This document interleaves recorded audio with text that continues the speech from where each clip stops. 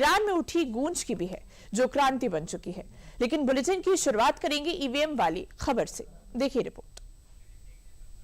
Atom bomb, hydrogen bomb etcetera ये सब blast करते हैं और आज उनकी सरकार ने ही उनके बॉम्ब को डिफ्यूज कर दिया। महाराष्ट्र और हरियाणा में और बिहार में जो इन्होंने आरोप लगाए थे, महाराष्ट्र में सुप्रीम कोर्ट ने रिजेक्ट किया, हरियाणा में कुमारी शैलजा ने रिजेक्ट किया। प्रॉब्लम डेटा में नहीं है, प्रॉब्लम बेटा में।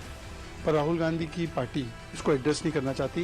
अब अपनी हार का ठीकरा या अपनी नाकामी का ठीकरा संवैधानिक संस्था पे नहीं डालना चाहिए। बीजेपी की तरफ से चलाए जा रहे बयानों के तीर दरअसल सियासत के इस रवायत पर हैं, जहां जीत हुई तो ईवीएम ठीक बताया जाता है और हार हुई तो ईवीएम संदिग्ध। लेकिन जो ईवीएम कल तक विपक्षी दलों की आंखों की किरकिरी था, जिस ईवीएम को विपक्ष लोकतंत्र के लिए खतरा बताता है, आज उसी ईवीएम पर जनता ने भरोसे की मुहर लगा दी है। अब आपको पहले पूरी कहानी बताते हैं। दरअसल कर्नाटक की कांग्रेस सरकार की तरफ से 2024 के लोकसभा चुनाव पर एक सर्वेक्षण कराया गया था। इस सर्वे में करीब 85% उत्तरदाताओं ने कहा कि वे ईवीएम को विश्वसनीय मानते हैं।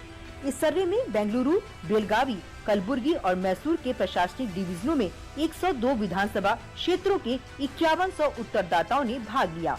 कर्नाटक की कांग्रेस सरकार ने मुख्य निर्वाचन अधिकारी बी अंबु कुमार के माध्यम से इस सर्वे को कराया था। ये report Karnataka monitoring and evolution authority यानी KMEA ने प्रकाशित की है। ये रिपोर्ट बताती है कि सियासी गलियारों में ईवीएम को लेकर शोर तो खूब रहा, लेकिन सबूत कम। हार के बाद जिस मशीन को कोसा गया, उसी मशीन को खुद जनता ने क्लीन चिट दिया है और कांग्रेस को घेरने के लिए बीजेपी को मौका। राजनीतिक स्लैंग में इसको बोलते पोपट होना। मतलब राहुल गांधी जी जो है वो पूरे देश भर में घूमकर इलेक्शन कमीशन पर झूठे आरोप लगाते हैं और अपनी हार का ठीकरा इलेक्शन कमीशन पर फोड़ने का प्रयास करते हैं। Atom bomb, hydrogen bomb etcetera ये सब ब्लास्ट करते हैं और आज उनकी सरकार ने ही उनके बॉम्ब को डिफ्यूज कर दिया। राहुल गांधी जो कहते हैं कि देखो मैं नहीं चुनाव हारा, इलेक्शन कमीशन ने हरवा दिया, हालांकि वो जहां जीतते वहां नहीं बोलते ये बात। कर्नाटका सरकार का सर्वे आया है कि ज्यादातर लोग कर्नाटका में मानते हैं कि इलेक्शन कमीशन भी फ्री एंड फेयर है, ईवीएम भी फ्री एंड फेयर है। तो इसका मतलब ये रागा, राहुल जी का जो ये इलेक्शन कमीशन का रागा है, ये मुद्दा और रागा ही चोरी हो गया और वो भी कर्नाटका सरकार के द्वारा। देखिए वैसे उमर अब्दुल्ला और सुप्रिया सुळे जी भी राहुल गांधी के इन आरोपों से इत्तेफाक नहीं रखते। उन्होंने भी बोला कि इस प्रकार के अनर्गल आरोप नहीं लगा सकते। महाराष्ट्र और हरियाणा में और बिहार में जो इन्होंने आरोप लगाए थे, महाराष्ट्र में सुप्रीम कोर्ट ने रिजेक्ट किया, हरियाणा में कुमारी शैलजा ने रिजेक्ट किया, बिहार में इनके नेता, कांग्रेस के ही नेता बोले कि ये इलेक्शन चोरी या वोट चोरी का मामला नहीं है, बल्कि ये टिकट चोरी का मामला है। तो राहुल गांधी को हर बार एक रियलिटी चेक, एक फैक्ट चेक मिलता है, पर ताउम्र कांग्रेस यही गलती करती रहेगी। कर्नाटक से आया ये संदेश सिर्फ चुनावी नहीं, सियासी सोच के लिए भी है। ईवीएम पर सवाल उठाने वालों के लिए आंकड़ा शायद असहज होगा, क्योंकि अब तो अधिकतम लोग कह रहे हैं कि समस्या मशीन में नहीं, नतीजों को स्वीकार करने में है।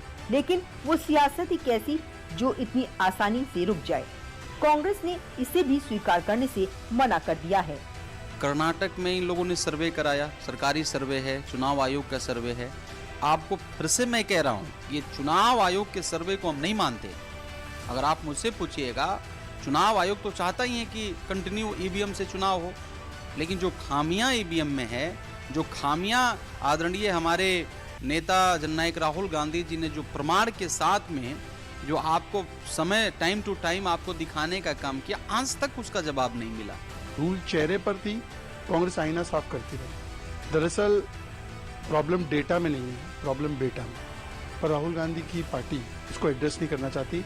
95 इलेक्शंस हारे, जनमत साथ में नहीं है, संगत उमर अब्दुल्ला, सुप्रिया सुळे ये भी साथ में नहीं है, और अब तो जनपद मतलब कि इमरान मसूद, प्रियंका वाड्रा की टीम, दिग्विजय सिंह ये भी साथ में नहीं है।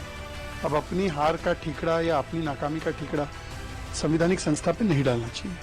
ये सर्वे ऐसे समय में आया है जब राहुल गांधी बीजेपी पर कई राज्यों में वोट चोरी का लगातार आरोप लगा चुके हैं। राहुल गांधी कर्नाटक के कलबुर्गी में भी वोट चोरी का दावा कर चुके हैं और सर्वे में जो अलग अलग डिवीजन से डेटा जुटाया गया, उसमें ये कलबुर्गी भी शामिल है। सर्वे में राज्य के चारों संभागों बेंगलुरु, बेलगावी, कलबुर्गी और मैसूर को कवर किया गया। इसमें चुनाव को लेकर सबसे ज्यादा भरोसा कलबुर्गी डिवीजन में ही दिखा। यहाँ 84.67% लोगों ने निष्पक्ष चुनाव पर सहमति जताई और 10.19% ने पूरी तरह से सहमति दी। इसके बाद बेलगावी दूसरे पर, मैसूर तीसरे पर और बेंगलुरु डिवीजन चौथे नंबर पर रहा। हालांकि सर्वे को लेकर कांग्रेस की भी अपनी नई थ्योरी जाग गई है। सुप्रिया श्रीनेत इस मामले में भी एक नया एंगल ले आई हैं, पर सवाल ये है कि आखिर जब कर्नाटक में सरकार कांग्रेस की है तो भी कांग्रेस को आपत्ति ऐसे आंकड़ों से क्यों हो रही है। जिन लोगों ने भी ये सर्वे छापा, क्या उन लोगों ने इस बात का उल्लेख किया, क्या उन्होंने इस बात का डिस्क्लोजर किया कि इस सर्वे में जो सर्वे करने वाले लोग थे वो नरेंद्र मोदी के करीबी हैं, उनके सहयोगी हैं, उनके साथ काम करते हैं, और ऐसे व्यक्ति का सर्वे कैसे मान्य हो सकता है? कब तक किसी और के सिर पर फोड़ोगे? ये ईसीआई का नहीं, ये ईएमआई का मामला है, एंटाइटलमेंट मानसिकता ऑफ इंदिराज ग्रैंडसन। और दोष डेटा में नहीं, दोष बेटा में है, पर ये स्वीकारने को तैयार। कांग्रेस की तरफ से जिस तरह से इस मुद्दे पर बयान आ रहे हैं, वो ये बता रहे हैं कि कांग्रेस किसी भी सूरत में ये मानने को तैयार नहीं है कि चुनावी प्रक्रिया सही है। लिहाजा ये सवाल भी उठता है कि कांग्रेस फिर उसी चुनाव प्रक्रिया के साथ चुनाव कैसे जीत जाती है।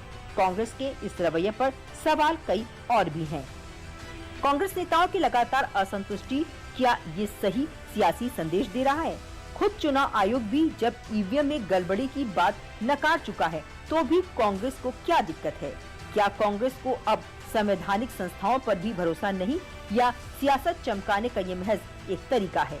और सबसे बड़ा सवाल, क्या ईवीएम में गड़बड़ी भी वहीं होती है जहां कांग्रेस चुनाव हारती है? कुल मिलाकर कभी जिन ईवीएम पर हार का ठीकरा फोड़ा गया, आज वही ईवीएम जनता की कसौटी पर खरी उतरती दिख रही है। सवाल ये नहीं कि मशीन सही है या नहीं, सवाल ये है कि हार को कब स्वीकार किया जाएगा।